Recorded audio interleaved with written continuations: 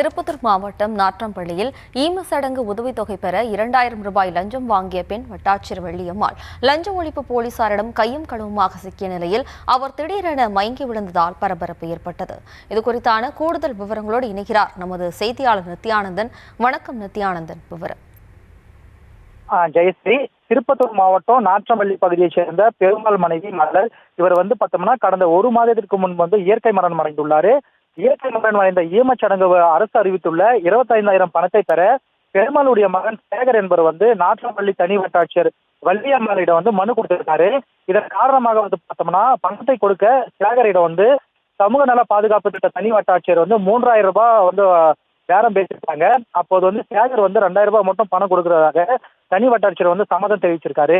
அதன் பின்னர் பார்த்தோம்னா இது குறித்து திருப்பத்தூர் லஞ்ச ஒழிப்புத்துறையினர் கொடுத்த புகாரின் பேர்ல திருப்பத்தூர் மாவட்ட லஞ்ச ஒழிப்புத்துறை டிஎஸ்பி ராஜீவ் மற்றும் ஆய்வாளர் கௌரி தலைமையிலான கொண்ட குழுவினர் ஆலோசனை கொடுக்கிறாங்க.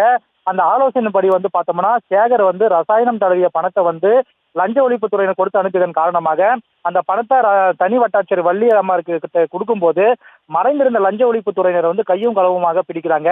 இதன் காரணமா பார்த்தோம்னா வள்ளி அம்மாளிடம் சுமார் 3 மணி நேரத்திற்கு மேல தீவிர விசாரணை மேற்கொண்டாங்க.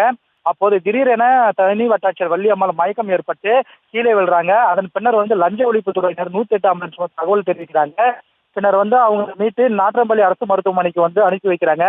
நாற்றம்பள்ளி அருகே இயற்கை மரணம் அடைந்த நபருக்கு ஈமச்சடங்கு பணங்க 25,000 பெறுவதற்காக லஞ்சமாக 2,000 பணம் வாங்கிய சமூக நலத்திட்ட வட்டாட்சியர் கைது செய்யப்பட்ட சம்பவம் பரபரப்பை ஏற்படுத்தியிருக்கு.